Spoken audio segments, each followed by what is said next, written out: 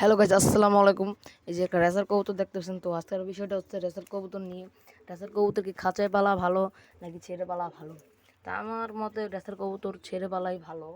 কারণ ছেড়ে পারলে কবুতরগুলা সারাক্ষণ উড়াউড়ি করতে পারে, এদিক সেদিক গিয়ে বাড়িঘর চিনা হয়। আর যদি আটকে পালা হয় আপনার, সপ্তাহে একদিন ছাড়েন, তাহলে আপনার কবুতর বেশি বাড়িঘর চিনবে না এবং বাসার ভিতরেই থাকবে, প্রতিবন্ধী হয়ে যাওয়ার সম্ভাবনা বেশি থাকবে, কারণ কবুতর বেশি উঠতে পারে না। তো আমি আরেকটা কবুতর দেখাচ্ছি আপনাকে, রেসার কবুতর। সেটা আমি হাট থেকে কিনছিলাম, সেটা মানে খাঁচায় আটকে পালতো, সেটা এখন ওড়ে না। আমার এই কবুতরটা 3.5 ঘন্টা 4 ঘন্টা হাইস্ট উড়ে থাকে, বুঝছেন?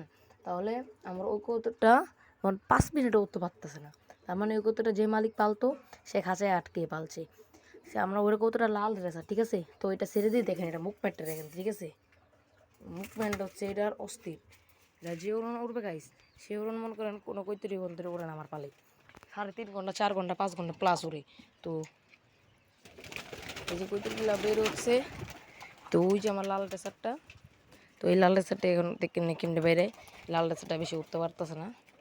এই দেখছেন, এই দেখছেন, এই দেখেন, এই দেখছেন, মানে খাসে আটকে বলতো, তো কী অবস্থা, এই যে কী অবস্থা দেখতে, তোমার ডিমাইছিনি। Check up check up guys, এখন ধরে ডিম আসেনি। তোমার তোমার তোমার চেক আপ, ছটফট করো না গো।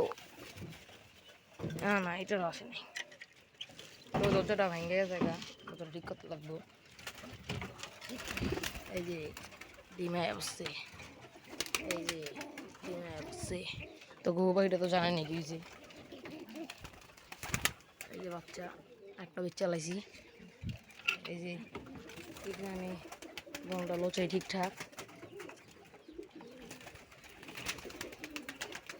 আর এই যে আমাদের কোয়েল পাখি তিনটা আছে, এখন থেকে ডিম পারে নাই, সম্ভবত 2-4 দিনের ভিতরে ডিম পেড়ে দেবে। তো আজকের ভিডিওটা এই পর্যন্তই, আশা করি ভিডিওটা ভালো লাগছে। ভালো লাগলে চ্যানেলটার সাথে থাকবেন, সাবস্ক্রাইব এবং লাইক করে যাবেন।